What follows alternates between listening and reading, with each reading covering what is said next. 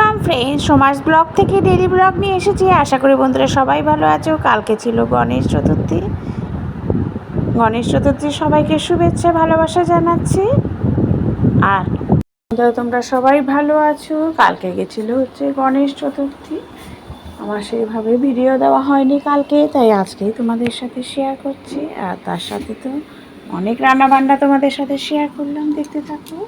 এটা হচ্ছে পটল সর্ষে করবো। প্রথমে দিয়েছি নুন হলুদ আর দিয়েছি কালো জিরে ফোড়ন দেওয়ার পরেই পটলটা দিয়ে দিচ্ছি। দিয়ে পটলটা কিন্তু ভাজতে ভাজতে একদম মজে যাবে। যখন একদম মজে যাবে তখনই কিন্তু একদম চটপটা রান্নাও হয়ে যায়, খেতেও ভালো লাগে পটল সর্ষে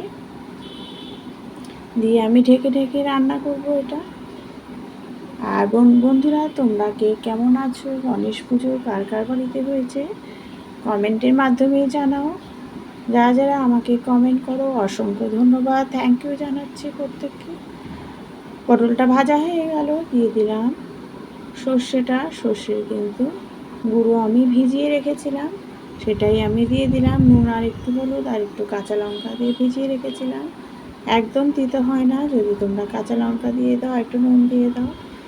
তারপরে দিয়ে একটু চিনি দিয়ে আর একটু কাঁচা সরষের তেল দিয়ে নামিয়ে দিলাম। আর এটা করব হচ্ছে ডালটা হচ্ছে ফোড়ন দিলাম আদা আর হচ্ছে দিলাম মৌরি, তার সাথে শুকনো লঙ্কা আর কালো জিরে ফোড়ন। দেখো নুন আর হলুদ দিয়ে দিলাম। দিয়ে দেওয়ার পরে কিন্তু এটা মুগ ডাল করছি, মুগ আর বিউলি মিশিয়ে করেছি। দিয়ে ভালো করে এটা একটু চিনি দিয়ে আর নামানোর আগে একটু ঘি দিয়ে দিলেই কিন্তু রেডি হয়ে যাবে এই মুগ ডালটা। নিরামিষ মুগ ডালে কিন্তু অবশ্যই তোমরা আদা দেবে আর একটু ঘি দেবে। যারা যারা জানো অবশ্যই তারা তো জানোই, তাদেরকে আমি একদমই বলছি না, পরামর্শ দিচ্ছি না। অনেকেই আছে যারা হচ্ছে পড়াশোনার জন্য বাইরে থাকে, স্টুডেন্ট। আমি বড়দের একদমই বলছি না, যারা রান্না জানো অবশ্যই তারা সবাই জানো। দিয়ে দিচ্ছি হচ্ছে গোটা জিরে আর একটু শুকনো লঙ্কা ফোড়ন, দিয়ে দিলাম নুন। ফোড়নটা দেখো একটু ভালো করে নাড়াচাড়া করে নিচ্ছে।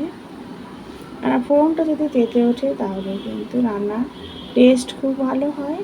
দিয়ে দিচ্ছি হচ্ছে লাউটা দেওয়ার পরে নুনও দিয়ে দিয়েছি কিন্তু আগে, নুন আর হলুদ দিয়ে লাউটা দেওয়ার পরেই কিন্তু আমি লাউটা কিন্তু একদম বয়েল করা, আমি কিন্তু খুব ভালো করে কাটতে পারি না, তাও অসুবিধা নেই। দেখো বয়েল করে যদি খুন্তি দিয়ে মেরে মেরে একদম স্ম্যাশ করে নাও তাহলে কিন্তু একদম মজে যাবে। দিয়ে নামানোর আগে দেবো হচ্ছে একটু চিনি আর দেবো হচ্ছে ধনেপাতা। বড়ি থাকলে খুবই ভালো লাগে নিরামিষ যেহেতু। আর যদি চিংড়ি মাছ দিয়ে করো, চিংড়ি মাছ দিয়ে মোটামুটি সব কিছুর সাথেই ভালো লাগে। যাই হোক আমি নিরামিষ করছি, দিলাম হচ্ছে ধনেপাতা। ব্যাস দেখো খুন্তি দিয়ে মেরে মেরে আমি নাড়িয়ে নিচ্ছি। জলটা একদম যখন শুকিয়ে যাবে তখনই কিন্তু এটা রেডি হয়ে যাবে।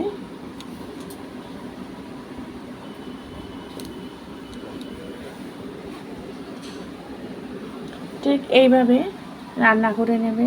তারপরে করছি হচ্ছে চিচিঙ্গা ছেচকি কিন্তু খুবই দারুণ লাগে। চিচিঙ্গা ছেচকিও কিন্তু খুবই চটপটা রান্না। ঢেকে রেখে রাঁধবে নুন আর হলুদ দিয়ে, দেখবে চিচিঙ্গাগুলো একদম মজে যাবে। ব্যাস নামানোর আগে স্লাইড চিনি দেবে, চিচিঙ্গা আর কিচ্ছু লাগে না। অনেক রান্নাবান্না আজকে কিন্তু আমি দিয়েছি, তোমরা দেখতে থাকো।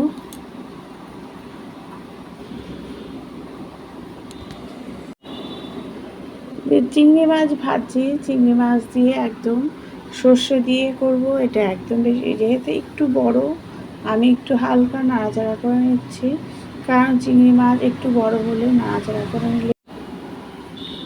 দেখো চিংড়ি মাছটা এপিট ওপিট করে আমি একটু হালকা করে ভেজে নিয়ে দিয়ে দেবো হচ্ছে সর্ষের গুঁড়ো কিন্তু একটু কাঁচা লঙ্কা দিয়ে সর্ষের গুঁড়োটা আমি দিয়ে দিলাম। সর্ষের গুঁড়ো দিয়ে দিলে কিন্তু বেশিটাই কিন্তু রান্না হয়ে গেল। দেখো চিংড়ি মাছটা কিন্তু আমি ভেজে নিচ্ছি ভালো করে।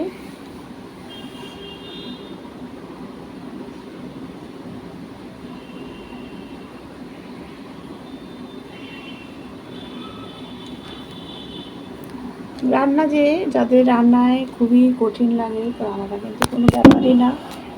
ঠিক দেখবে, আমাকে একটু ফলো করবে, দেখবে চটপটে রান্না হয়ে যায়।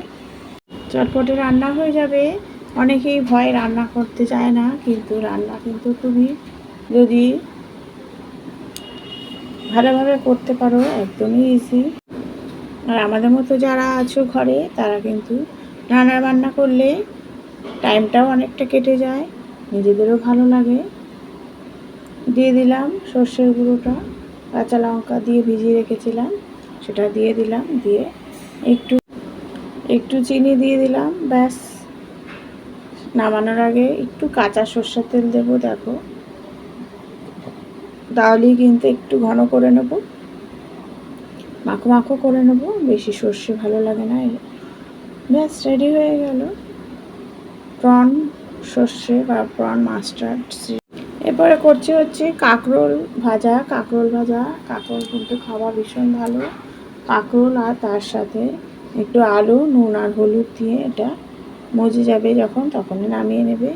একদম খুবই চটপটা রান্না আছে, কিন্তু মোটামুটি যে কটা রান্না দেখলাম বেশ চটপটে। ডিম কষা করব। প্রথমে ডিমটাকে কিন্তু আমি ভাজিনি, ডিমটা বয়েল করে, ডিম আর আলু বয়েল করে রেখে দিয়েছি, ভাজিনি। এভাবে আমার মনে হয় ডিমটা বেশ হেলদি থাকে। মশলাটা কষানো হয়ে গেলে পেঁয়াজ দিয়ে, পেঁয়াজ আদা রসুনের যে কারি বানিয়েছি সেটা দিয়ে ভালো করে মশলাটা কষানো হয়ে গেলে দিয়ে দিচ্ছি হচ্ছে ডিম আর আলুটাও মশলার সাথে কষানো হয়ে গেলে জল দিয়ে বেশ খানিকক্ষণ ফুটিয়ে নিয়ে এলাচ দিয়ে নামাবে। দেখবে ডিমটা কিন্তু খেতে ভীষণ ভালো হয়। ব্যাস চিচিঙ্গা ছেচকি, এদিকে কিন্তু পটল আলু তরকারিও করেছি কাঠি কচু দিয়ে। অনেক কিছু রান্নাবান্না হয়েছে। তোমাদের কেমন লাগছে আমার এই রেসিপিগুলো অবশ্যই কমেন্ট করো। Thank you.